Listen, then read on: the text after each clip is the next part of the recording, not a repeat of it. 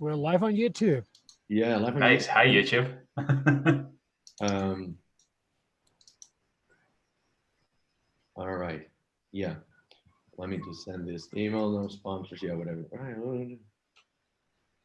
Great. Shallow and send. I'll send it in 10 minutes. And what I'll do as well, I'll make Lyra a co-host when you start, so you can just keep going, and me and Lyra will do all the background stuff. Great. Let me see what's live on YouTube. What's the copy streaming link? All right. Okay. So you can kick me off as a speaker.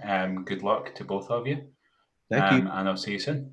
All right. Yeah, we're already live on YouTube. Shallow and send. I'll send it in 10 minutes. And what I'll do as well, I'll make Lyra a co-host when you start, so you can just. Alex, you'll need to kick me as a speaker. All right. All right. Just right click on my name and my face and kick me. I'll kick you. Thank you. Bye. All right. I think we can start us up. Oh no, Daniel, you're still there as a panelist. I cannot kick you. Remove. Yeah, remove now. Right. All right. Now it's only you and me. It's only you and me. All right. So let's start. I think I will just put this here and let's see if we can get this started. Let's see if we can get all people in. The webinar is broadcasting to all attendees. Yeah, live on YouTube, live on everything. We're live. Let me share that on Facebook. Live. Hey everyone. Hello. Oh, that's quite a lot of people. 14. Nice. I'm just sharing it to Facebook and and my face is really ridiculous. Fuck it. Let's do it. Well, I have to say something. It's a request for a startup grind. We're gonna have to change my profile picture. All right. It's way too corporate. That's the one we got from the conference from last year. Great. We've got 22 people. We'll kick these off in a minute. I will be sharing some slides just to introduce people to Startup Grind, and this is our first Startup Grind Barcelona live event. So bear with us. It's going to be full of technical problems. Hopefully not, but they might happen. We fuck up every now and then. It's the first time we do this, and we'll see how this turns out. So maybe let's just see if we can reach like 30, 40 people, and then we can start. Maybe you want to start telling the people, where are you right now? Because that's a pretty good story. Well, considering how the world is now, so I'm at the moment in Peru, in a very small town called Chivay. Peru is now similar to Spain under quarantine. So I'm basically stuck in a small hotel. I was lucky to be in a hotel and I'm the only guest, me and my family. So it's quite an amazing place to be on a lockdown, because at least I don't have to be in my apartment. I have decent connection, food, plenty of food, and all alpacas around me, peacocks, ducks, guinea pigs that, by the way, they eat here. So I will be well fed for as long as the quarantine lasts. But yeah, the world is kind of crazy right now. That's fantastic, because we wanted to do an event about remote work, and you couldn't possibly be more remote than being stuck in Peru, right on the other side of the world. And absolutely, you're actively working, but you're actually working. So because you're traveling a little bit around the world, and just give me some time while I set up the slides. And maybe start a little bit by saying what's Naviga Global and everything while we wait for the people for the next 2 minutes. Sure. So I was actually I was the former CTO for Cineo, an American company that has a big office in Barcelona. We used to work in the magazine industry, basically everything that relates to digital magazines or digitalization of magazines. And we were luckily we were acquired by Naviga Global earlier last year, and Naviga was doing similar things, specifically on the newspaper industry. And what Naviga does with all the acquisitions that it has been doing in the last few years is trying to create a one-stop shop for publishers, from content creation and authoring to advertisement, content distribution, commercialization, and monetization of that content. So you can imagine from the CMS where the journalist goes and writes the article for the newspaper, all the way to putting ads on that newspaper or magazine, or the paywalls that you sometimes hit when you go to an online magazine or an online newspaper, or just read any magazine, any weekly or monthly magazine on your iPhone or Android phone or iPad. So that's basically what we do. We have quite a few locations around the world, which means that even though most people work from an office, not today or not during this crisis, but at the end of the day, pretty much everyone works sort of remotely because we have to work with people all around the world. Great. Let me just start by, can you see my screen? Can you see my slides? I can see it from here. Yeah, you see the slides, right? Well, so because I cannot see Zoom anymore, I think it's part of the deal. Anyways, so well, thank you for just making sure that no one sees the rest of the screen or whatever. Thank you for being in the first Startup Grind event, Startup Grind Barcelona online event. Like, we're in a pretty exceptional stage right now. You know, we do offline events. You know, we host community events and meetups all around the world, and at least in Barcelona, we have been doing this for 6 years now. But obviously, we have been forced to move to the online world due to the spread of the coronavirus, right? And following safety instructions and everything, we decided to take on the occasion, try to help as many people as possible, because Startup Grind, one of the core values we've got is we help others before helping ourselves, and we try to help every entrepreneur in the world, right? And one of the things it dawned on us, we thought, okay, how about we teach people or help people how to transition to work remotely, because they are being forced into doing that, but not a lot of people, not a lot of companies are prepared for that. So you are an expert in that, so you're going to help us with that. Just a brief introduction, what we do, and then we're going to jump into the questions. By the way, there's also Q&A enabled for this session. Just feel free to submit some questions. I don't know from your interface where you will be able to find that, but I see that there's Q&A enabled, right? Otherwise, I'll be just plowing through the questions that you have sent me on private message before that. Well, my name is Alex. I'm the CEO of Marspace, and I'm the chapter director of Startup Grind Barcelona. I've been doing this for 6 years now. And as I was saying, Startup Grind, we've got distinct core values that separate us from other colleagues in the industry and other communities, right? We believe in helping others, in making friends, not connections, and always giving before taking, right? So that's why in this series of free events, we'll try to help our entrepreneurs and everybody else in the world to go through their lives in this super special and uncommon and unfortunate situation we're going through right now, right? I will be going very, very quickly through this. We've got an amazing team of volunteers in Barcelona. Normally I ask for applauses, but I will not be able to hear them in a webinar. So just share your acknowledgement and gratitude for our volunteers in Barcelona. And this is an event we bring from Marspace. We organize this. We're a digital development agency from Barcelona, and we're also fully remote. So who better than us to interview Sergio, because we're really knowledge on remote working. We'll be able to have very thoughtful conversation here. We got a set of sponsors. There's a lot of stuff they help us with, and we want to help them back, especially because, you know, they paid to be here, but we're not doing events anymore. So there are super great people, Revolut, Amazon WS for startups, CMS, Validated ID, Yuki Software, truly amazing people. If there's something you want to do with them, like you get something you want to test with them, you want to partner with them, you want to sell them something, just let me know. I will put you in touch with them, right? We will be doing events with them as well, because a lot of you have been requesting, we want to learn from AWS, we want to learn from Validated ID and things like that. So we're going to be doing events also with them, right?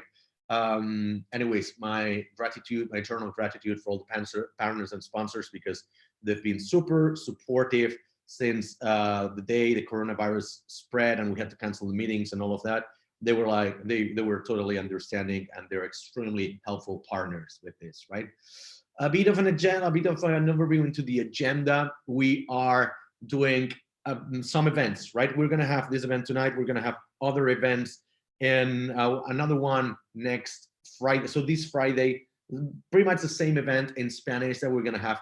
Our normal agenda for events, the events we had scheduled, which is we're moving to online, right? We're just doing the same events, but we're moving them to online. And unfortunately, we were forced to cancel our annual conference.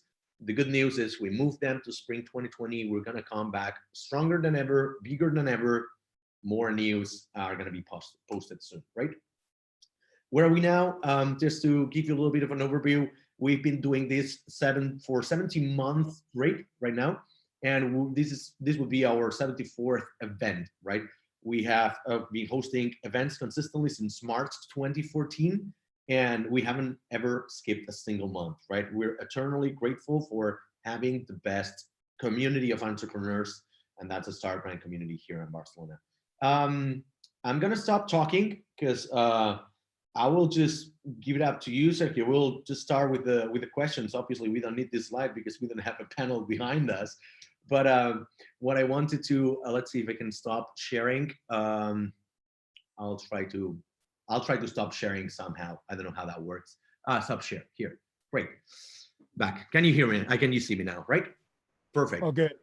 I just want to say it's amazing to that I was able to be on the very first event that you guys did in Barcelona. You were there over 6 years ago, and now I'm here on the first online one. So that's quite something. Thank you for having me.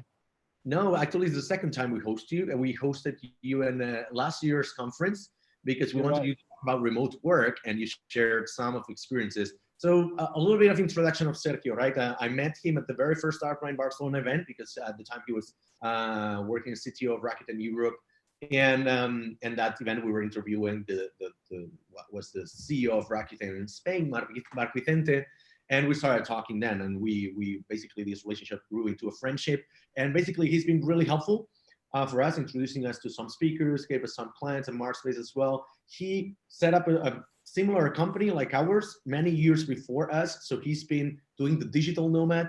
He's published a couple books actually about it.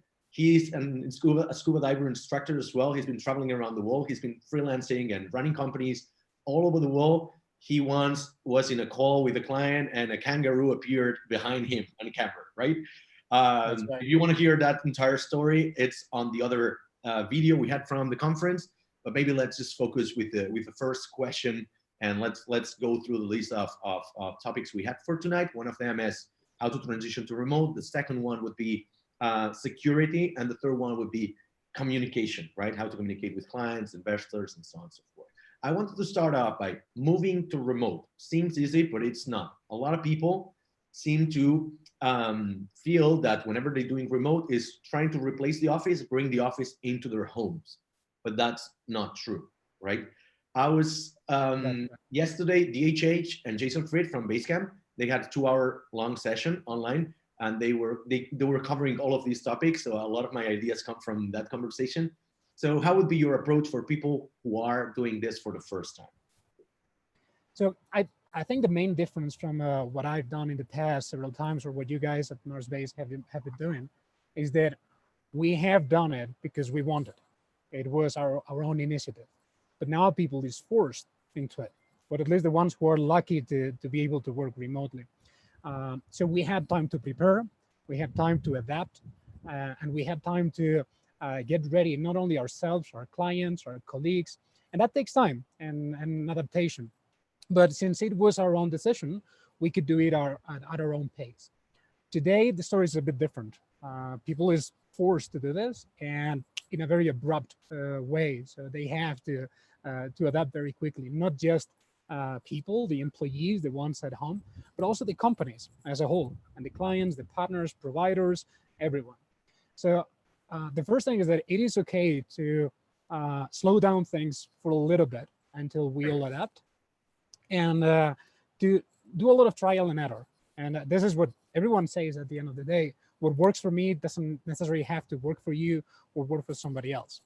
The main difference is that in a big company, what works for me has to work for everyone. So we need to adapt better in terms of communication, time zones, cultural differences, and so on and so forth. The second part that I want to mention is that it's actually a different thing working remotely than working from home. Especially because one thing is being in one different place of the world every week or every month, and a different one is being able to set up your own little home office where you can put things exactly the way you want them in order to make the transition smoother. So I think we can focus more on the latter, on Yeah. people working from home, because that's what that's the gist of today's situation and what most people will be having. There's also two big differences, I would say. Go ahead. One is whether you have kids or not. Uh, and it's actually a very big one. I'm sure most of you saw, I think it was last year or a couple of years ago, this video of this journalist who was doing a conference at home, and then suddenly the kid ran into the place. I love that video because it explained exactly how the situation is for most of us, working from home or working remotely, and the additional difficulties that we have when we are having this. And a lot of you who have kids or family at home or other responsibilities, and we all have lots of stuff in our heads now, what's going on, the quarantine, all these kind of things. We do have to cater for those specific specificities. We'll talk later about working asynchronously, synchronously, and this kind of. So with all these things in consideration, for me, the first thing is taking things slow and evaluating very often. So I could say for me, what works the best is making sure I have a work profile and a home profile in my computer. I'm talking about different user profiles in my computer. So I clearly make a difference when I'm working and when I'm on my own time. Even if you can have one home office for work related activities, and then when you're just playing video games or chatting or doing it or Facebooking, you go somewhere else. Make sure that your brain understands you are in different spots. But again, those are things that work for me. What I've been doing over the years has been trying one thing and then evaluating whether that works for me or not. Great. One very common technique is Pomodoro, which is setting some either kitchen clock or any of the many tools that you can install on your computer to have 20 or 25 time slots where you are focused on one task, 5 minutes to stop, and then every 3 or 4 Pomodoros have a 20 minutes to stop, and all the different combinations. People do 20 minutes, 15 minutes, 60 minutes. For me, Pomodoro doesn't work, but it does work for a lot of people to make sure that while at home, when you have maybe a PlayStation just 1 meter away, or your kids are starting to cry or something like that, you make sure you're fully focused on your stuff. What I would say is you need at least a couple of weeks to try out all these techniques for all these formats. That's to make sure all the obvious things, right? Make sure you get dressed, make sure you get into the mood, even if possible, not go out of the street, or at least nowadays, but leave your home office, do a few rounds as yourself, try to at least walk 50 meters within your house, and then sit on your computer and start working. Make sure you dress the same way you would dress into the office. If you had to go to wear the unfortunate case of a suit and a tie, well, why not? If you would take any other clothes, just go with those clothes, but never ever work in your pajamas. I actually dressed up for this call. I wouldn't be able to teach you otherwise. No, but that's a really good point. I was making a point this morning on Facebook and on Twitter especially, that everybody seems to be an expert on remote working nowadays just because they've been 48 hours confined or 24, right? I was like, great. Just don't try to spread the word of your truth is absolute, right? You have a really good point. Different things don't work for different people, right? For instance, some people, like you mentioned, they do use Pomodoro. Maybe it doesn't work for you, or having a separate room. That's the work room, right? But that's, for instance, it doesn't work for me. I'm working from my living room, right? And that's where I have got my office, but I don't need a separate room. But I know a lot of people need it, or some people need to work from a co-working space, something like that, right? Because they want to feel that social aspect. Working remotely doesn't necessarily mean working from home.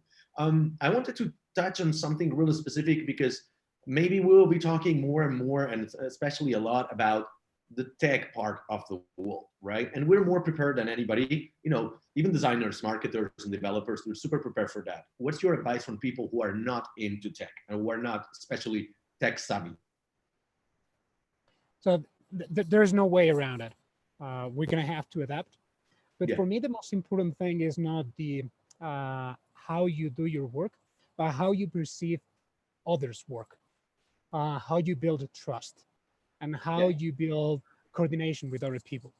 I'm talking about believing that on the other side, people is actually working, Yeah. and this kind of things that happen to be in the office.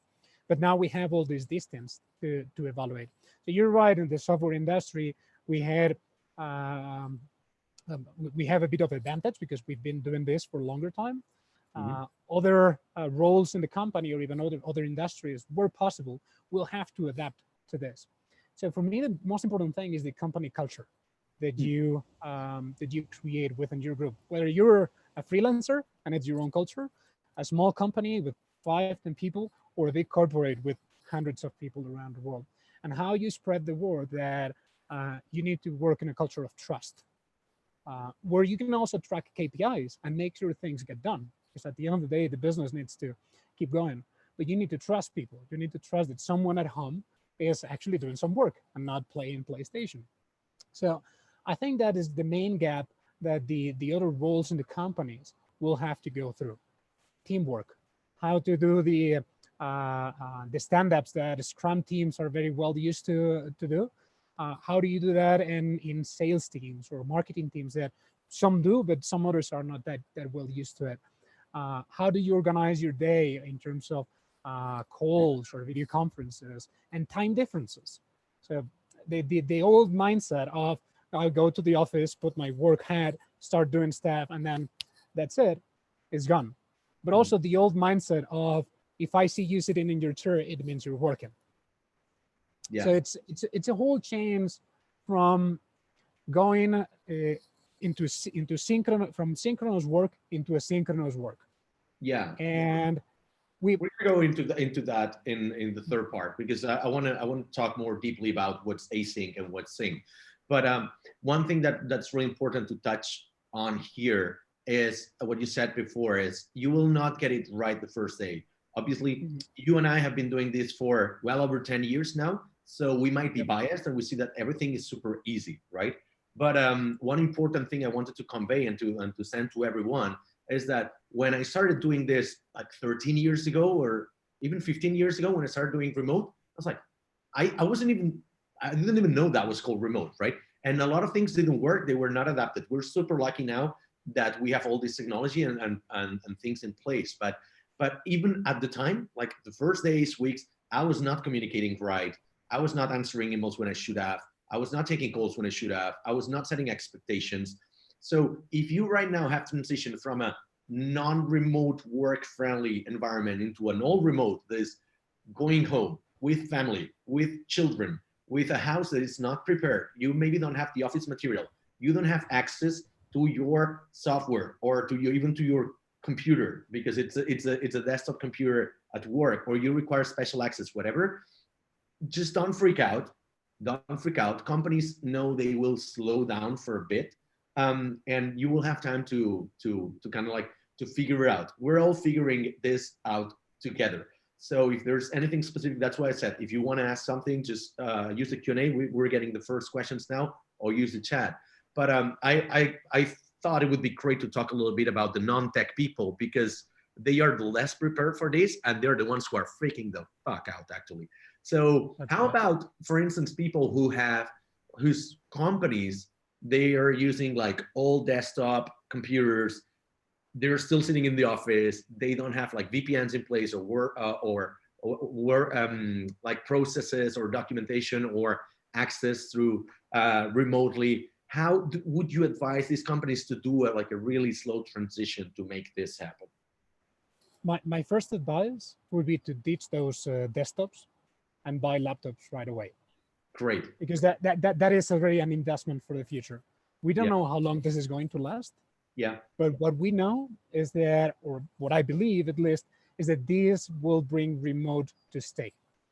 So this will be a before and after on in companies' cultures where remote was not a thing or was a taboo. Now people will realize what they need in order to do remote properly. So my first advice would be ditch those desktops and then go straight into laptops. Big corporations would have things like thin clients where the only thing you need is a very small thing like or Chromebooks or stuff like that where everything is on the cloud. And that is the way to go. Make sure that, and I think it's related to one of the questions, security. Make sure that all the data has a proper governance system. This is a lot of work on the IT teams. How do you make sure the data doesn't go out? Cybercrime is under control. One of the things that remote work brings, or work from home, like the bring your own device trend was some time ago, is that it opens doors in terms of security. And if you don't do it right, depending on how big your company is and how critical your data is, you might have some problems. So ditch those desktops, make sure you have laptops with a proper VPN install and stuff like that, and make sure that all the data is properly backed up in the company servers in the cloud, but that there is nothing really on the companies, on those laptops or on people's computers. Many companies, because this had to be done on a rush, have been asking employees to use their own laptops or their own computers at home. And I think that is fine. That is okay, because the computer itself today is the commodity. It's just the place where you hammer your keyboard. But the there data are security issues, right? Security exactly. Issues. Yeah. And it's not that difficult today to implement those policies. If you use Google Apps, for example, you make sure that everything is on the share folders on Google Drive, that is on Google Spreadsheets, Google Docs, and so on and so forth. Microsoft has exactly the same tool set. So there are plenty of tools around where you can avoid putting that spreadsheet on your desktop and then forget about it. But if you realize about this, it's not that different from the office culture.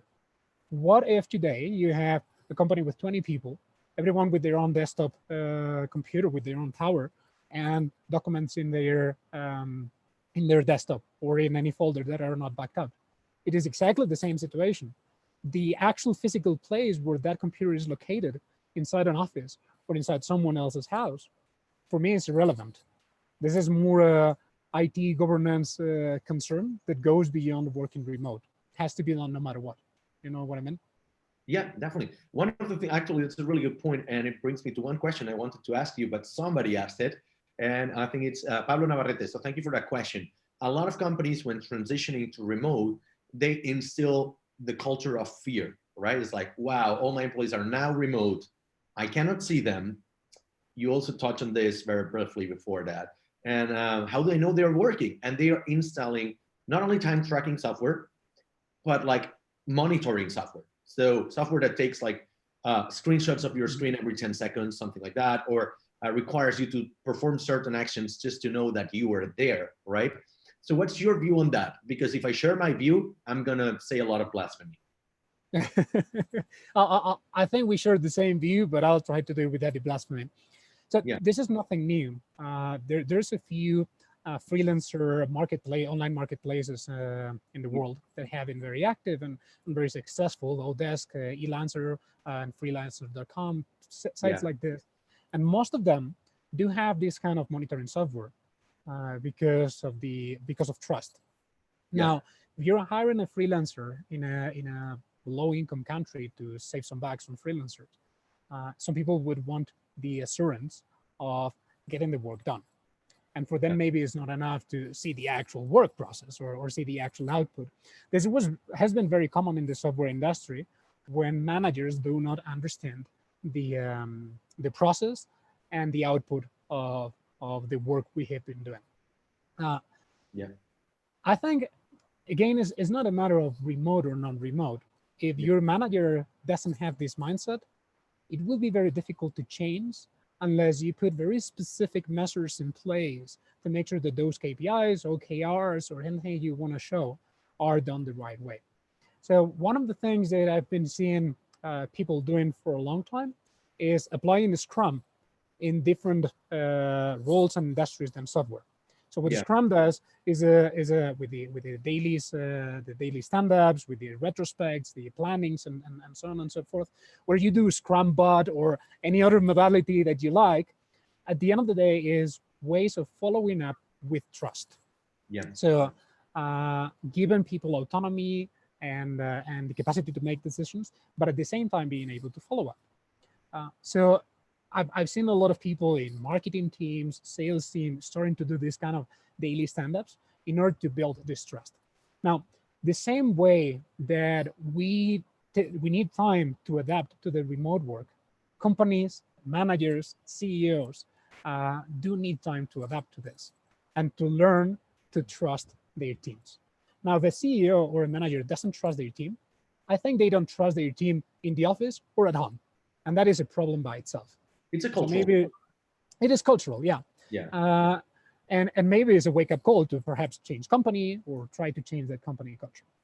So remote work does put a new level of difficulty into that, because this guy or girl is not seeing, hey, what's going on? But why I don't see my guys? Are they sitting and whatnot? I remember a few companies in the past, well, a couple of companies in the past, who did have a policy for the remote workers of having the camera always on. Oh yeah, that's terrible too. And this was on a pre-Slack time. So some were using HipChat at the very early days, or Hangouts, but people was having the policy of having the camera always on. Yeah. And if you think about it, it kind of tries to bring the office into the house or into whatever you are. Yeah. But that is the wrong concept. You don't have to bring the office. You have to change completely all your processes. So you can trust you can trust in the process of people checking in and checking out. You I've got a have better to example of really bad company culture, which is I've even been in a meeting where the company required the employees to bring sunglasses on because that reflected their screens, right? Because in a remote call, people would be like chatting or doing other stuff and you wouldn't know. But like with sunglasses on, there's no way to do it. Sorry, I interrupted you. But I want to bring that up. It's a way of doing pair programming, right? Yeah. No, but like, sorry, interrupted. But that's one thing. That's a really good point, because it all boils down to company culture at the end of the day, right? If they don't trust you doing remotely, probably they didn't trust you in the first place in the office. But just because you're there, there's some layer of trust. And another thing that's really relevant now is probably, because companies are not prepared for this super remote or hard remote environment, you wouldn't have hired the same kind of people. Some people are really trustable to work in an office, but they are not to be trusted working remotely, just because they have different, personalities or ways of behaving, right? So, I mean, just because you wouldn't have hired them in a full remote environment, now you're forced to work with them, right? And That's right. not only for the workers or the employees, but also for the managers. Some managers Let me give you yeah. Let me give you one example. Sales teams. So sales teams have been traditionally always out and about, right? In most companies, the salesman and saleswoman have been on their car, on their phone, visiting clients. You seldom see them in the office, maybe for one meeting a week or something like that, right? Especially in outbound companies where they sell stuff. And this is not a surprise for anyone. I was like, hey, where is this sales guy? I'm sure he's having dinner with the client just as like enough. Yeah. No, I mean, sales teams had very specific KPIs with quadrants and all that. And sales managers, sales directors have had this under control for years. Yeah. It's a very mature role in the remote work thing. It's just that we didn't call it remote. It's just the traveler salesman, right? Exactly. So in many cases, we used to think, hey, we software developers can teach the world about working remote. I think that's not right. Sales teams can teach the world about how to work remote because they've been traveling the world, being everywhere, or support teams and stuff like that. Those have been the ones spearheading the remote work. But we didn't call it remote. We called it, we go and see a client, and we see 5 clients a day. Or support. Usually support is not even in the same office. You got like a really small office in a cheaper area of town or something like that. There's the support guys and they're never in the office. How do you know they work, right? Exactly. Now that's a really good point. How would you, as a manager, right? Let's assume most of our audience tonight are entrepreneurs. They've got startups. Let's call it like 20 to 50 people maximum. A lot of these people are not prepared for remote work. How would you advise them to go about it? Like, what kind of books can they read, trainings, what kind of best practices can they adopt from today, from right now? So the main skill that you need to work, no matter your industry, role, skill set, the main skill that you need to work on when you go remote is communication.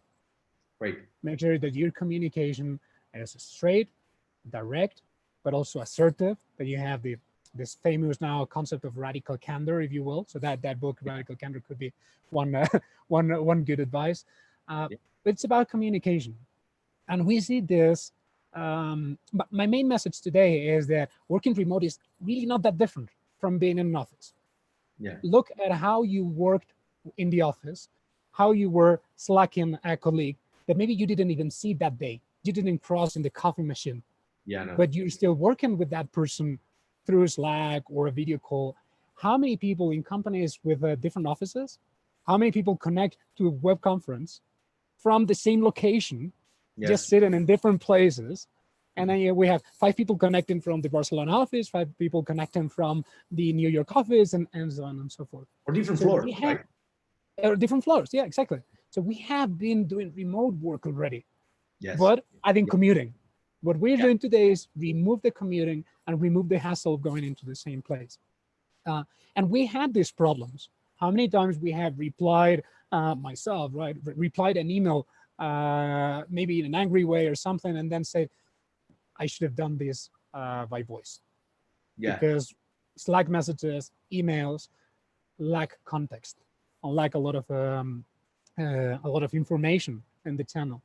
So because we are remote, because we are at home, doesn't mean we cannot do a very quick call to someone in the same way that we would go to see someone that is 50 meters away, provided that we don't remove their focus or something like this. So for me, the most important thing is acknowledging that we're lacking parts of the communication because of the channel, because of the technology. Even a web conference, even if we see our faces, we're lacking a lot of this context. We're lacking being able to go grab a beer after work. And that is very important. I've been doing remote work for ages, but still I try to at least meet in person every single person of my team when possible. Yeah. Because that rapport that you create helps you moving forward. So this communication starts there. Cross-cultural communication. If your company is big or we work with people from all over the world, the way I write in English, not being my native language, is completely different the way someone in the United States will understand it, someone in Argentina or someone in Japan. Yeah. And that is also very important. So when we are in the same place, maybe we fuck up with one message, but we can just say, go and say, hey, I'm sorry, I didn't mean this. And that is okay. You see my eyes, you see my face, you see that the channel is being adapted. But on a Slack message, you didn't get that. Yeah. So the other set of books that I would recommend are the ones from Basecamp, of course, all the trilogy of remote work, which these guys have been the spearhead of remote work in some sense. But other than that, is what we were saying at the beginning. Whatever works for you doesn't have to work for somebody else. But the main backbone is communication in that sense. Yeah, there's actually one other, thanks for bringing that up. And one thing that I think most people don't realize is when you're working in a remote friendly environment, let's say your company requires you to be in the office, but you've got some like freelancers doing remote or the DevOps guy being remote, you create first and second class citizens, right? That's a really important concept, right? What does that mean? It's like where the majority of the people is, that's where everything gets decided. And the rest of the people get it later and everything is decided, right? You will decide things in the office and then you will send an email to the ones not in the office. Look, we decided this, or the company retreat is going to be there. We voted this last Friday. So in other words, fuck you. You're invited to come, but you didn't decide, right? One thing that I think it's good or that we can take away from this circumstance right now is that we're all in the same boat now. We're all first-class citizens or second-class citizens, because I think people will not be gathering to decide things, right? And so it's extremely important when you, even in this situation right now where everybody works from home, one of the things that's a really good practice for companies doing remote is communicate always to everyone at the same time, right? Because if you tell somebody, like, let's say you build like a product feature, right? And you decide, of course you can agree on some things with the designers, but it's a major thing or a company thing, a structural thing, as send an email to everybody, right? And then jump one-on-one and start answering questions and all of that. But if you tell first one team, because you were talking to them, oh, by the way, we have decided this. Now I'm going to tell the other teams I've got in this other call. And then at the end of the day, I'm going to send the email to everybody. That sucks. That sucks because you feel left out if you're on the other end, right? What other good practices have you got in terms of mass communication or even like communicating really difficult things? Yeah. So I think there are only two types of companies: remote companies and non-remote companies. There's no such thing as being in the middle with freelancers or people who are working remote. Those people will always be second-class citizens. And there is no process that can avoid that. You can say, hey, I'm going to have an all-hands meeting here, or I'm going to make sure the communication goes through. But if the majority of your staff is still in the office, you have to count that most of what happens in one company happens between meetings, happens in a corridor. And that is what that is exactly what is going on.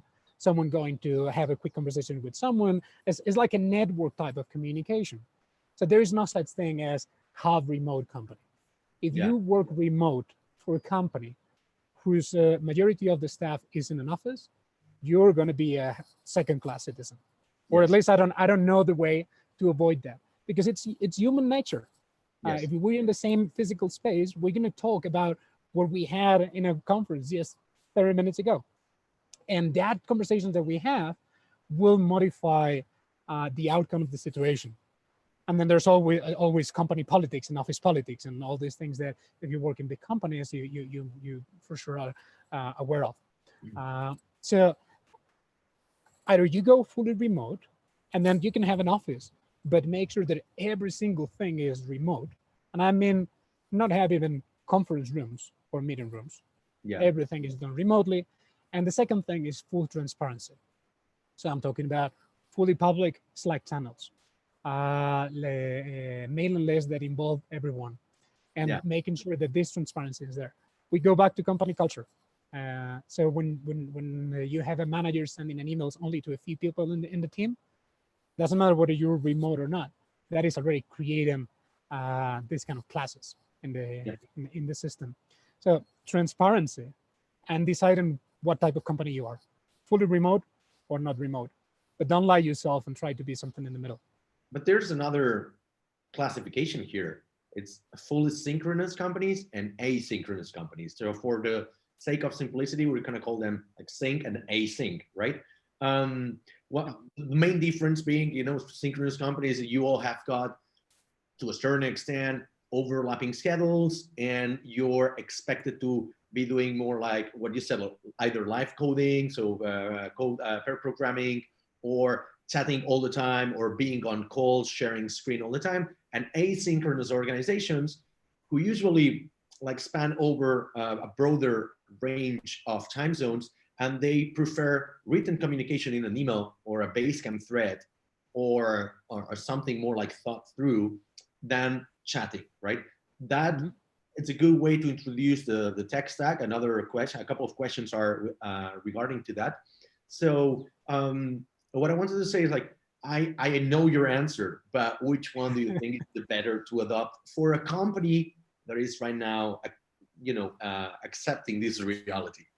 Not for a super company who's an expert like you and I, but let's forget about remote work for a second.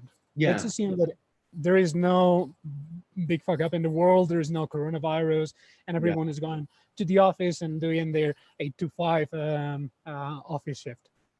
And let's assume you have your engineering team, I don't know, 15, 20 folks just doing their things. The rest of the company doesn't really understand completely what they're doing. And then you have some kind of request that you need a new feature or something that a client brought in and you need it done, right? So Yeah. you would go to the first engineer you find sitting there and you would say, hey, can you do this for me now? Do you think that would work? That's actually how a lot of companies are structured. Like I always give the same example, which is I remember in my previous company that we were using Microsoft Exchange. And you know there's a delay between you send an email and the other person receives it. So one of my managers would always send me an email about, hey, we need to do this now. He would come to my desk, tap me on the shoulder, hey, have you read that email? I would be like, no, dude, it's arriving now. And ping, you know. So exactly. So this is something that in software we've been fighting for a long time, right? To yes. make sure that this doesn't happen. And again, forget about remote work. As something that 20 years ago we realized is not good, and that's why we have different planning processes, different methodologies, whether agile or not agile, the different ways of organize this. This is why we have project managers, product managers, program managers. We have all these roles to make sure we organize our work in a coherent way and mature way, so we can make sure that we focus on what matters to the company and not just in the last urgent thing that someone thought about. So now translate this concept into remote work. Isn't it the same thing? Would you just go on Slack and say to the first engineer, hey, could you do this for me now? Yeah. Probably the answer would be, hey, could you, if this is urgent, could you please open a Jira ticket? Oh, yeah. God bless, not Jira. Could you open a ticket, or maybe could you ask the product owner of this product? We have already processes for this to make sure that we work on we make a difference between the urgent and the critical and the important, and to make sure that we don't get interruptions like this. Yeah. So, and back into the sales team, you wouldn't go to the sales guy who is in Madrid and tell him, hey, a client just called, could you go and visit him in Vigo? Yeah, that's a good example. Probably not. He would say, hey, you know, next week I'm going to be in North Spain, so I can schedule a meeting with him. So it's exactly the same thing. I don't think fully synchronous companies should exist anymore, remote or non-remote. So in that sense, all the processes that we've been working, especially in the software industry, but also in marketing and sales and in all the business areas, work exactly the same way now. So, but there's a caveat here. When you're not in the office, people expect or non-trusting managers expect you to reply the chat message immediately. Exactly. If you're not answering right now, it means you're not working. Yeah. But hey, maybe you go to someone's desk and he's not in his desk. He might be, or she might be in the toilet, having lunch, or smoking, smoking, or whatever, or having a meeting. Yeah. So we're back in the topic before. It's about trust. Now, people, when companies start working remotely, and this is quite funny, they expect to go to make asynchronous processes, make them synchronous. Yeah. And this is what we need to make them understand, especially the managers layers and the CEOs and the Cs in general. That you didn't have a synchronous process before. Have you thought about that? It's not a synchronous process. So why should it be synchronous now? Yeah. I tried really hard to understand why would a company adopt a fully synchronous model, right? And the only possible solution, of course, I'm biased because, you know, our company is 100% asynchronous. We're a super calm company. Nothing is SAAP, nothing is urgent, and all of that. Shameless plug. But I think the only situation in which I would find it acceptable is when you're mentoring people, right? Or the first weeks when you're, you know, onboarding new employees there, they need to be trained, they need to be mentored, they need to be, you know, gating or like picking up on new projects and methodologies and all of that. But outside of that, I think it really, it makes no sense, right? So one of the things that, sorry, go ahead. We are back into the communication. Now, when you're working remote, in many cases, you will be more efficient because you will have less disruptions, but you also have to account for additional communication. You have to invest in more communication. When you did one-on-ones with your team members once every 2 weeks, maybe now you need to do them once a week. Yeah. Or even on demand, or more often. When a company did a town hall every 5 months, maybe now you need to do them every 15 days. And it doesn't have to be a town hall where everyone is in the same place or in the same conference room. Maybe it can be a properly redacted email or even a video. Yeah. People think that it's only email or a web conference. You can record yourself and send a message, and it already carries some weight into it. Asynchronous video conferences, and that is perfectly all right, because it takes more time for me to write properly the words I want to write in the way I want to convey them, than to just record myself 5 minutes and say what I want to say in the way I want to say it. And people would say, yeah, I'm smiling, or I'm angry. We didn't hit the sales target for this quarter. And that is more difficult to put an email. So you maybe might be more efficient by working at home, by reducing a lot of overhead that you had in an office. But you have to make sure you overspend or overinvest in communication. Even if it is only to say, hey, how are you doing? How are you doing? Fine, awesome. You look tired today. Are you okay? Fine, see you later. Enough. Yeah, one thing I really wanted to say is that on the other side, on one side of the spectrum, you've got the over communicative companies that are super synchronous and they're, constantly bombarding you with notifications and with mentions on the chat and all of that. So you're constantly interrupted, right? On the other side, there's people who take it to the other extreme and never communicate at all. And that's also not good, right?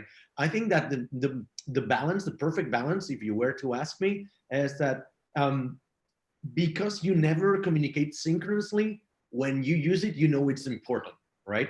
If I've got somebody in the team who says like, hey, I need to speak now, somebody from Marspace, I know it's important. It's probably like, well, I don't know, he's gonna say that he's gonna be that, or he's quitting the company, or he's having an issue with the client, something like that. But he wouldn't ping me to say like, hey, can you check this email for me, or can you check this task now? It doesn't really make sense, right? So there's a balance, and it's hard to find it. It comes with time, right? One other question that I've got here from the team, from people, I think it's from Priscilla, is what do you think about live rooms like Discord or Tandem? I think we're getting into muddy waters because I know your opinion on these kind of things. But what do you think about these tools? Let's talk about the tools actually to organize. Let me click here, see what happens. Okay. Sorry, I lost you for a couple of seconds. What was the question? It's about the tools that we're using, right? A lot of them are mentioned here, like Discord or Slack, where it's super synchronous.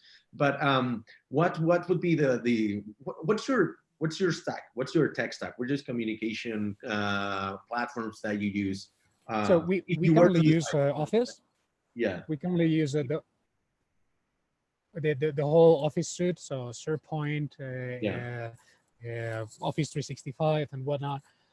We use Slack, and we use Zoom as well for communication, and I think that's pretty much it.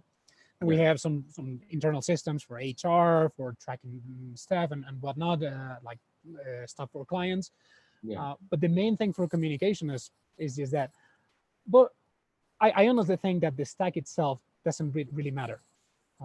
It's about how you use it. So are you using Slack or Hangouts? Each has its pros and cons. I think Slack over notifies you. Then you can change that if you want. Yeah. The email is the email. There's no way around that, unfortunately, or at least no one has come with the bright idea on how to revolutionize the email.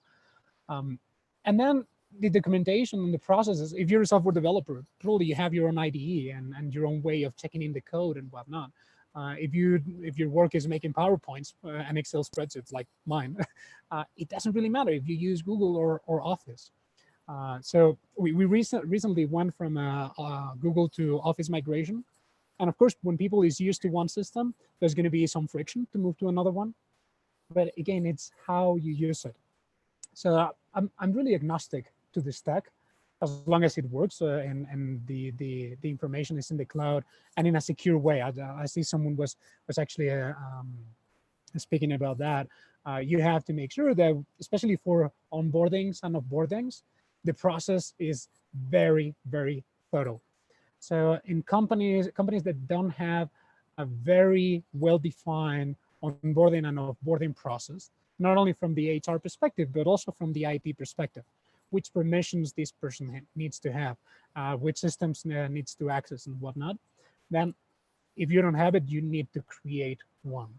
So your IT team is probably one of the key teams in your remote transformation on this kind of stuff.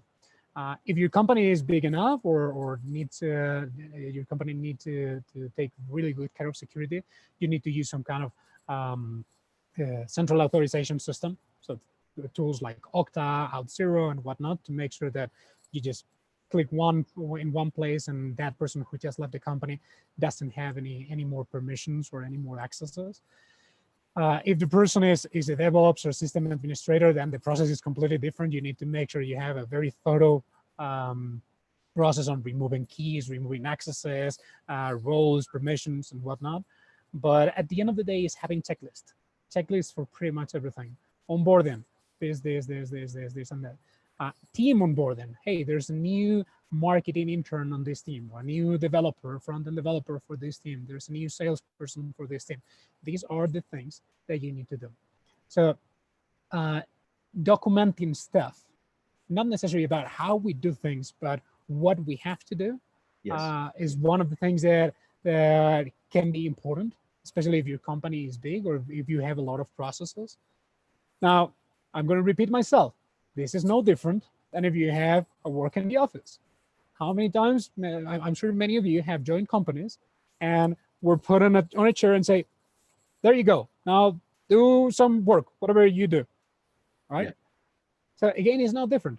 The only difference is that before, when that happened to you, if you were lucky, you had a colleague sitting next to you who would say, don't worry, I'll guide you, right?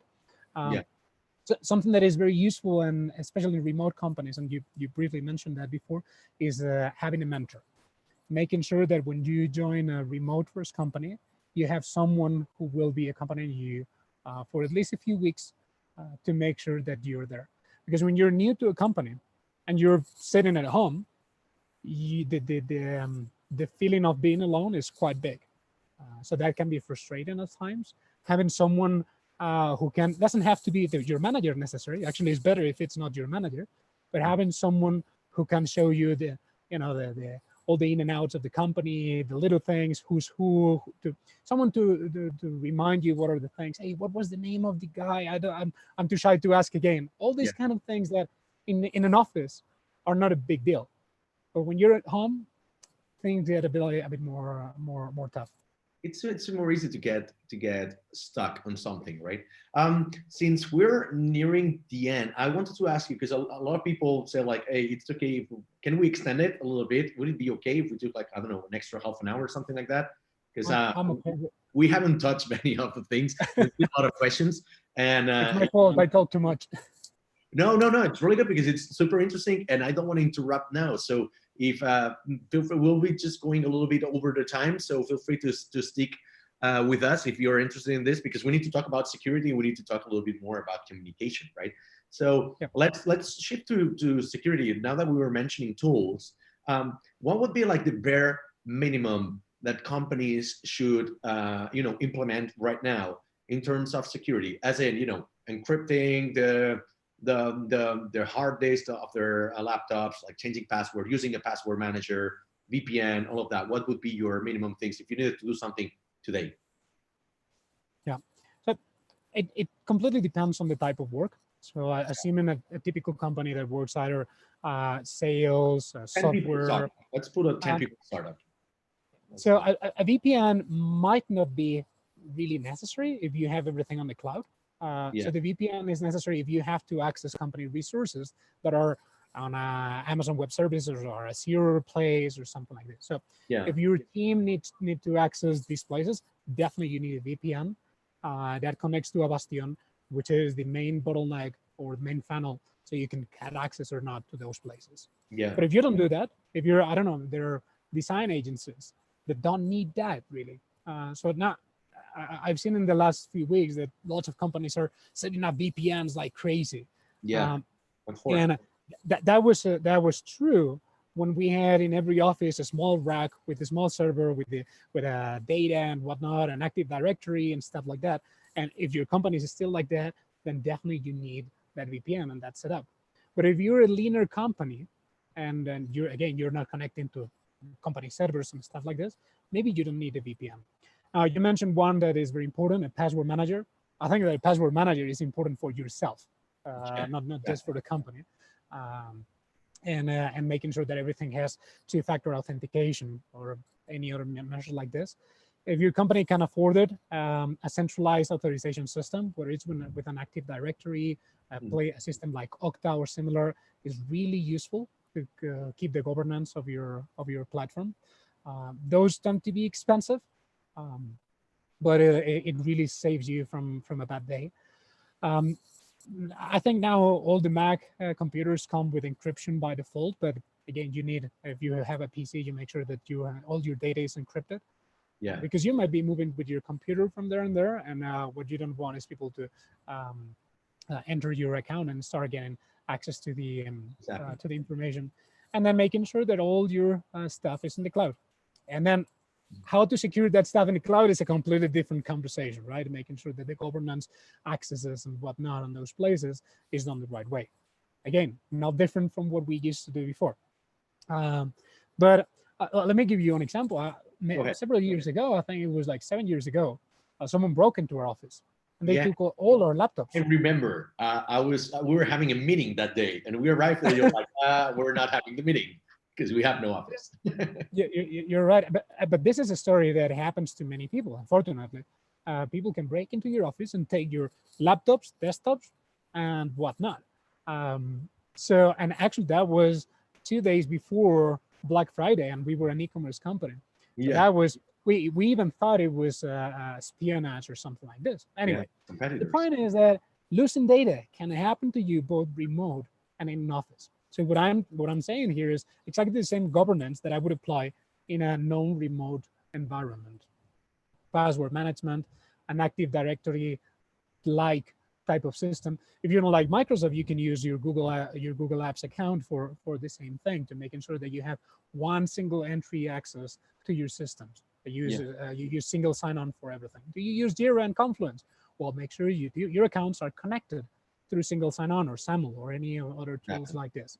So the only thing you need to do when someone accesses, when someone is when you do the offboarding, is remove his Google account or his user on Active Directory and anything like this. So making sure there is a simple process, really simple process, where one click to onboard, offboard someone, and then go for it. My only suggestion is not to overkill, not to over-engineer things. If you're a 10-people company, probably you don't need one full IT person working for you, unless you work with some really deep security staff or something that requires a lot of security. I was going to say that, just because we've seen that in even really small companies, like let's say our friend here was asking for a 10-people company, right? What's required, like VPN, cloud backups, and whatever. It's like, well, first get the basic things right. Like, is every employee using a strong password on their Mac? Because a lot of people are not. They're using 0000 or something like 1234. Are people accessing their work tools like Slack or Trello or GitHub using their personal email? Because if so, their personal email probably has got a shared password, right? So it's really, really easy to hack into really small companies. And if you don't get this right, you don't need a VPN, you don't need single sign-on, you don't need anything, just because everybody can break into your company. The main security threats that are active today are social engineering threats, phishing, and the likes. And if you over-engineer your processes, what might happen is that your people will go around those firewalls or those problems in order to be able to do work. So it's this kind of balance of how I am efficient at work, but at the same time, make sure that I have proper security. And I myself had to do really dark things in the past to bypass some of the security staff from my former companies that I won't say here, only with a beer when I'm back in Barcelona. But so it's all about that. I've seen companies connecting through a VPN to a secure location, and then having time machine doing backups of all their computers. And then that time machine was logged in under one account. And then they had in that same room the hardware double multi-factor authentication device to access the root account of the servers. That worked for them, and it was secure, or secure enough at least. So if you have data that is important to someone, it's likely someone will try to get inside and get it. The weakest link is us people, because we can be fooled, we can be lied upon, we can. So it's VPN. Well, yes, if you have servers, absolutely, you need a VPN, but not just the VPN. You need a whole setup in your infrastructure to make sure that even if your VPN gets compromised, you have other processes in place. I've seen companies that had super secure process with firewalls, VPNs, and whatnot, but then they have one load balancer completely open to the public, and with that could be accessed from the outside. So, yeah, or a password on a post-it note on your desk wall, right? Like, exactly.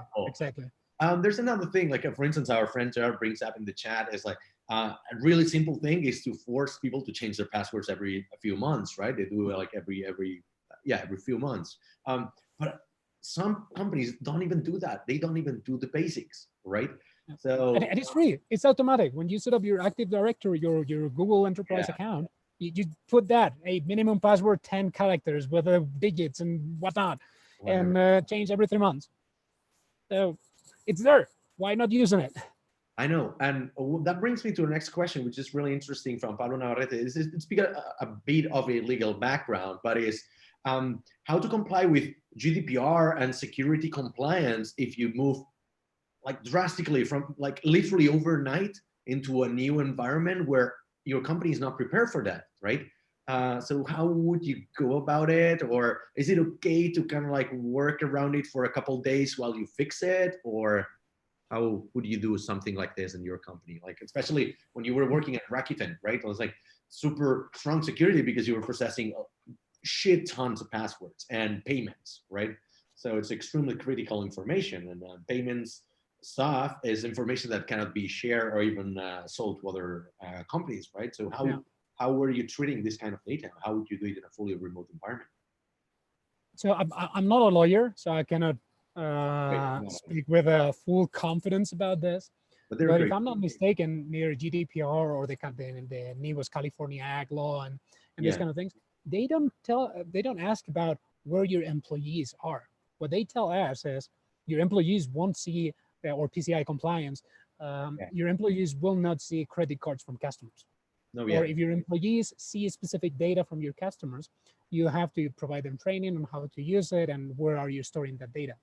So GDPR tells you, do not get a database dump from your customers and their physical addresses and send them on a spreadsheet through email to your colleague who's sitting next to you. That is what GDPR tells you not to do, if possible.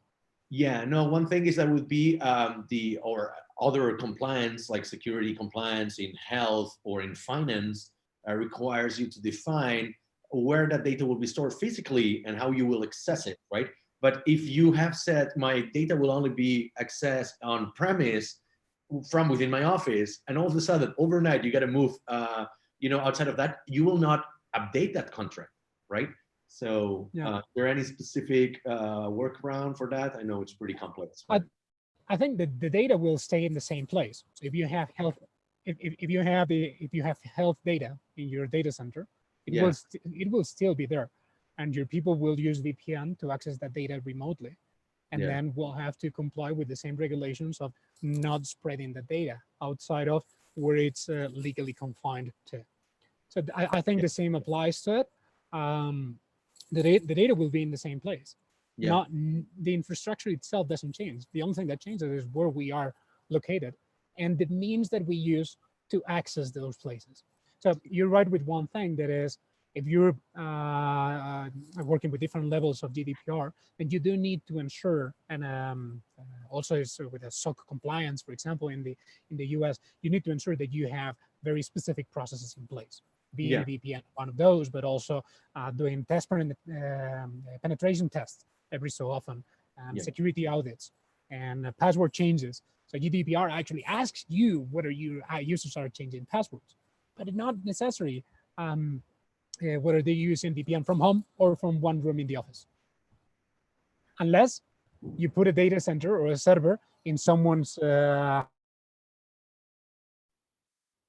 I think I lost you for the last 2 seconds. But if you're done with it, I've got a really specific scenario that maybe it's good bringing it up because sometimes it's not you who breaches into the compliance and all of that. It's the client, right? So for instance, in our case, we work for many different clients. I remember this one situation where the client because we couldn't access, the data in security, so the database in production, because of all the security layers and all of that, was super urgent bug and needed to be fixed because the company was losing like millions every minute, right?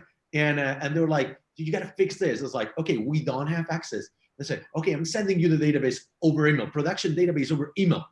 That moment, we're like, what the fuck? Like, literally, the client broke all the rules, right? And in our case, what we did is we reported that to our client. We stopped everything. So like, we know you're in this situation, but we're breaching the contract right now here. If we have this information, we need to delete it right away, right? And sometimes it'll be like, yeah, just for now, but you can get into really, really big trouble. Have you faced any similar situation, and how have you dealt with it? Somebody like some employee using production data and sending it over, I don't know, Slack, for instance. Mm-hmm. Nothing like that.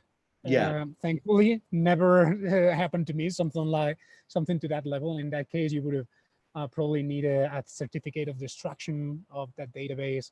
And then there are ways to get that data officially. You have to sign a specific contract. You have to notify, blah, blah, blah, all these kind of things. Again, I'm not a lawyer, but there are ways to bypass this situation so you could have get access to this database. But it's all about the infrastructure you have. Why would you need to share a whole database dump where you can put that database somewhere in the cloud and give people specific access for the specific actions they need to do for that? So the main risk is people using customers' data to make sure they can do their work. I can imagine data dumps for marketing staff that are outside of the typical workflows, or sometimes we have a bug in production that affected, I don't know, 10,000 users, and we need to change things, and we need access to those users, make changes, and then apply them back into production. That's something that hopefully you don't have to do ever, but it has happened. And maybe those developers, by the GDPR contract, should not have access to that data. So let me put it this way. GDPR has problems with that when there's a data leak, not when you do that specifically. So you need to, number one, trust your people a lot if you really, really, really need to do that. And number two, make sure that you clean up after yourself in that sense, that if you give permission to someone for something that that person shouldn't have permission, make sure that you clean that afterwards and remove those permissions, that you destroy all the data, all these kind of things. And companies need to operate anyways, and not all companies have the processes in place. So if you send a spreadsheet with 10,000 people data to someone, make sure that person at home removes that spreadsheet right after using it for whatever reason. That would be my only advice. In that sense, let's circle back a little bit to communication, right? Because how would you communicate? Communication in war times, there's communication in peacetime. And we all know it's, everything's good, everything's fine. You need to be super empathetic and all of that, and the radical candor and all that. What about war times? It might be war times for people now, right? Layoffs, right? Changes of expectation, not many KPIs. Like I know a lot of e-commerce company, unless they sell toilet paper, they're struggling. They're just not selling anything. People are not buying anything that's not fucking toilet paper, right? And so they're preparing for the worst. How would you go about it? Like, would you try to anticipate and over communicate and set the expectations, or what's the right moment to communicate the bad news to people? So for me, the first thing is transparency, so people understand why things happen. Now, of course, now we all understand the situation we are now, but it doesn't have to be necessarily the case all the time. Right. Not only why we're doing this, but the process of making this decision. Because sometimes we say, hey, we have situation A and we decided B, but there's a gap between those two things. This is the process we went through, the options we evaluated, why we discarded them, and why we reached this point. Now, laying off someone is always a bad thing. It's always painful, and not always responds to rational reasons. It doesn't matter whether you're remote or not. It's something that's always tough. Yeah. And even if you put all the points, even if it makes complete sense, it's going to be painful. So there's no one, there's nothing that can take that off the table. Obviously, do it by video. Always don't do it by email, by a WhatsApp message or something like this that I've seen lately people doing. What's a voice message? Yeah, it's Jesus. And be fully transparent, and people will react in different ways. But you need to, I think in these moments is where companies show the real selves, whether they truly take care of people, take care of clients, take care of shareholders, or profits. And if a company is fully focused on shareholder value, again, it doesn't matter if they are remote or not. Yeah. When people, companies that have a fully in-office setup before the crisis, they've been firing people in many wrong ways for a long time, right? Exactly. So I think this all going remote gives us a chance to try to turn that around. With the over communication that I've mentioned before, I don't think there is such a thing as communicating too much, unless someone goes and says, "Hey, buddy, shut up, I got it, all right." Yeah. But trying to do by video, trying to do, if you have to do layoffs, try to do as much as possible one-on-one. Give people time to digest the information. Give people time to ask questions. To get all the information out of it. Make sure you explain everything and all the options. Not assume anything. Never assume. On remote, the problem with remote is that if you assume, you lose your chance on the communication channel.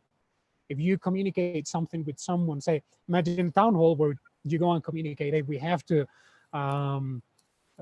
lay off 50% of the staff. Yeah. After that communication, people will stay there. They will reconfort each other. They will speak to each other. They will talk. They might get follow-up questions. But remotely, you don't have that unless you force it to happen, or unless you give people the chance. This kind of follow-up. So there's something to take into consideration. One thing I can bring up to this topic is that obviously we've had a difficult conversation with our sponsors at Starfront because we had to cancel events and move online. We had to cancel a conference that was a big part of the sponsorship for everybody, right? So one of the things I think we did right was we proactively called all of them. First of all, we said, hey, is this affecting you? How can we help you? And the third thing was, hey, you need to know this, right? This is how you're going to be affected. Can we compensate in any other way? What can we do to compensate, to give you back the value that you paid for, right? But anticipating the problem and being proactive and transparent and always willing to help, I think that would resolve a lot of situations, right? I know it's still not too late. We're still Wednesday, the first week of confinement, at least here in Barcelona. But if you haven't talked to your clients or your investors or your employees about this, go on, do now. do it now. Just don't go to sleep before you do it, right? That also works for your bosses and for your investors, right? And remember that your bosses are also having a hard time. So I think the one of the specific things of the times we're living now is that we're all in the same boat. We're all having a hard time, and this is only starting. Even if the infection recedes a little bit, we're going to have a very hard time. Pretty much all businesses, all companies, and not all companies will survive, unfortunately. But we can be a bit more empathetic with each other because we're all in exactly the same boat. This is not always the case. In some cases, we push people, we push clients or providers a lot, and we don't understand what's going on the other side because they don't tell us, or because we don't know, or because we are in a completely different situation. Today, we're all either under quarantine or freaking out because of what's going on. Maybe some of us have someone infected, someone who's in the hospital, unfortunately. So Yeah. it's a moment of being united and being Yeah. especially considerate, especially empathetic, being very adaptable, and having a lot of patience with everybody, with employees, managers, clients, providers, vendors, with everyone. It's the moment to be more united than ever. Great. Let's wrap up with some quick questions and quick answers right now, because where some people are already dropping off, and we've got a few questions over here. Maybe let's just touch base on a couple of topics really quickly. First one is a question from our friend and team member Nasia, and she asks that she finds it difficult to work from home because she doesn't have the motivation, right? She's a fairly social person, and so therefore she needs that drive, that energy into room and all that. And obviously she doesn't have this at home. And some of us, it's even worse because we live alone, right? Some people live with their family or whatever, or they live with flatmates. But for those living alone, it's even more difficult to overcome this situation. What would be your top advices for people working from home, finding problems of motivation? So people used to do like thanks God it's Friday gatherings, or going out on Wednesdays, going out for lunch. My suggestion is to keep those things remote as well. So if if on Wednesdays all your team would go together for lunch, That's a good one. just pick your lunch and have lunch with your team with the camera. Great. Don't speak about work. Don't speak about anything related to what you do. Just have your lunch, chew, spit if you want, but have a human conversation with your colleagues, exactly the same way you would have in a restaurant or somewhere else. Same, if you would go after work for beers, just Yeah. grab a beer, grab a glass of wine or a bottle of wine, and drink with your colleagues, with your friends. These times are difficult because normally, even if you work remote, after working you would go out and enjoy your day. Now it's a moment not just for remote workers, but for all people who are confined at home by themselves or in difficult situations, who need desperately this way of socializing. I've seen people even watching watching series or movies together, and talking or talking about it synchronously while they watch it at home. So keep doing the same things you were doing before when you were going to the office, except commuting. Don't do that. But remote, and have the same level of confidence. Again, over communicating. Yeah. One thing that we did, for instance, our company is 100% officeless, but we meet every 2 months, right? In order to have a couple of days of hands-on sessions and workshops and whatnot, sharing P&L with the employees. We were supposed to do this last week, Thursday and Friday, right? Well, actually, it's only Friday. Thursday is more like, we go only for dinner. But so we decided to keep it and do it online. And the cool thing with it is we had our employees buy breakfast and pizza for lunch, and we paid for that. But we told everyone, just go grab it and jump online on a call. We're going to eat all together, right? It was a bit awkward at the beginning, but it's right on tune with what you said. Next question is from Jordi Jimenez from Mobile Jazz, actually. So have you got any policy on physical security for people working remotely? And what about shoulder surfing? I don't know the concept of shoulder surfing. You probably know it. So it would be my today I learned if you explain it to me. Yeah.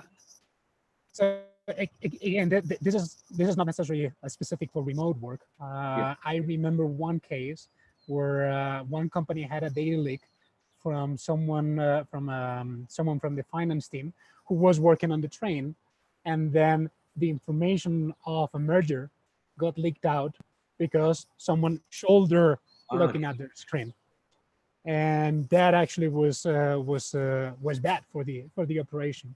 Really bad. And he was just commuting to the office.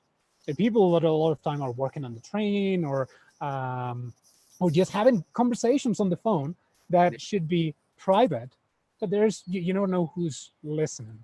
Now, being at home is slightly better. It's kind of supposed that at home you are in a confidential environment, but you still need to take care of the security with that, the encryption of the disks, making sure the data is in the cloud, all these things that we discussed before. For key people who are dealing with a specific data, we try to give them it's like screen filters. So only you can only see what's on the screen if you're looking straight, but not from the angles. And that tends to be very useful. They go for $10 or something like this. It's not very expensive, and it really works nice. If I put myself like this only, I wouldn't read my computer. I have to be fully straight. They work with any well, with any laptop. It's all about training as well. So this is the time to train your employees about cybersecurity. Yeah, it's also, it reminds me when I was working one of my previous companies who had like really shit laptops. You could only see the screen if you were, you know, right in front of it, but not because they had this protection layer. It's because they were shit screens, right? So maybe not paying a lot for laptops would be great for security. You got that for free. Yeah, exactly. One question just coming from me out of a purely personal interest. You've been a digital nomad for many years, and right now you're digital nomading around Latin America, right? What's your equipment like? What do you bring with you? I carry a OnePlus 7 smartphone. Yeah. I carry a MacBook Air from 3 years ago, I think. Great. I don't think today I would buy another MacBook or a MacBook Pro. Yeah. I think they jumped the shark badly, and I don't like the new models. But today I have a MacBook Air. For me is the right combination between flexibility, weight, power, and whatnot. And I can even do some development here, even though I've been without coding for some time. Yeah. And that's it. I don't need anything else. Just my MacBook Air, the computer. I have obviously earphones and whatnot. What I do is I buy a SIM card everywhere I go. Actually, I buy two, one for each company, because of signal, data packages and whatnot. Yeah. But that's pretty much everything. Now the life for a digital nomad today is much easier than years ago. 50 years ago, I was the weirdo in a McDonald's trying to get Wi-Fi and all that. You couldn't buy a SIM card. There was no smartphones. They were locked. They were locked. The phones were locked. So you can only do Wi-Fi. But now everywhere you go has somewhat decent Wi-Fi. Yeah. And that's all I need. People might miss, having, especially developers, having 2 or 3 screens, their own setup. And for those working from home, I do encourage to set up your home office the way you're comfortable with. I mean, if you have to put everything and set things up every day and then remove them every day as well, to set up boundaries, especially if you're with your family, make sure that you discuss all the organization with your partner. If you have to stay with your kids at home these days, how are you going to organize? So discuss with your partner if you have who stays with the kids and who needs to be fully focused on this specific meeting. So that's fine. Sometimes I do job interviews and my kid jumps in, and I don't mind. And I tell the interviewee, look, this is live now. Sometimes I'm in a board meeting and I cannot afford that. So you need to. It's also a lot of communication with your partner if you have one. Exactly. And last question is, how did you convince your bosses that you were going full remote, fucking off to Latin America for, no return ticket? No. Well, actually, in the last time you interviewed me, I gave you guys a teaser at the very beginning of the interview. It was not official yet. It was not official. It was not official, so I was not able to communicate this. But my agreement was that once, at that time we were doing all the due diligence for Cinia, and at that time that was my agreement with our former CEO. And once that process was done, I would just go on a sabbatical. Yeah, and I really wanted to do that. It was a done deal. So what I told the Naviga CEO when the acquisition was done was, look, this is going to happen. What I can do is commit to everything we need to do and do what you need me to do for this process and do it exactly the same way. Now, my last 2 months before starting the trip, even though we have an office in Barcelona, I was not going to the office because I had a different role. So I was actually working from home, even though I had an office 40 minutes away. So Yeah. what is the difference being here in Peru or at home in Barcelona or in Bolivia or somewhere else? Just time As zone. long as, Time as zone. long as my manager trusts me on what I do, Yeah. I do the work I'm assigned to, and I am reachable, and there is clear communication.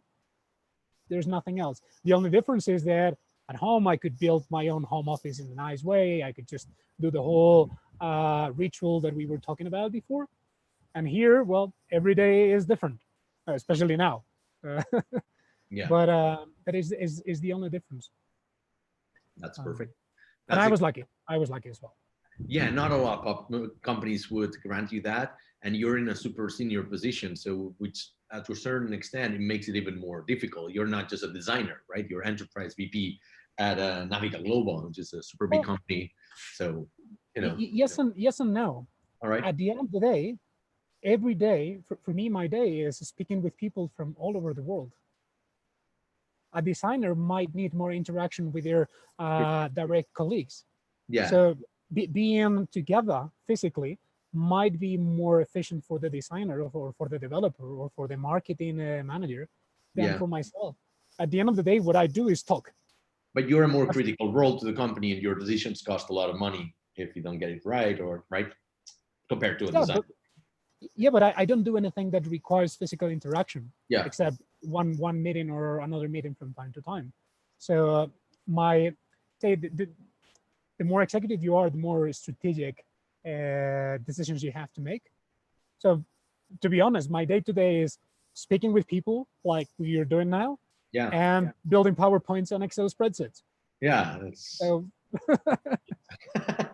All right. Thank you very much, Sergio. Thank you very much, everybody who's joined. Thank you very much to everybody who extended their stay, and it's been super cool. I don't know if there's been any kind of technical difficulties, or I hope you liked it. I'm gonna check it out afterwards to some like post-production, and hope you took away some good learnings.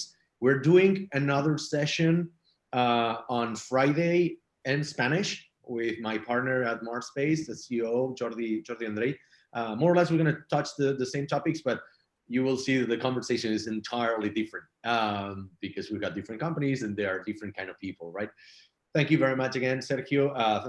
Thank you. That's it. Hope to see you all again in person soon. We don't know, for the time being. We will keep doing events like this. Send us ideas on how to improve, what things can be done better. Also tell us what was the worst part of this, right? This question always gets the best answers. What was the worst part of this event? It helps us to improve. It's helped us to do 73 events in a row, right? Thank you very much, and enjoy your week. Thank you. Take care. Stay safe. Bye-bye.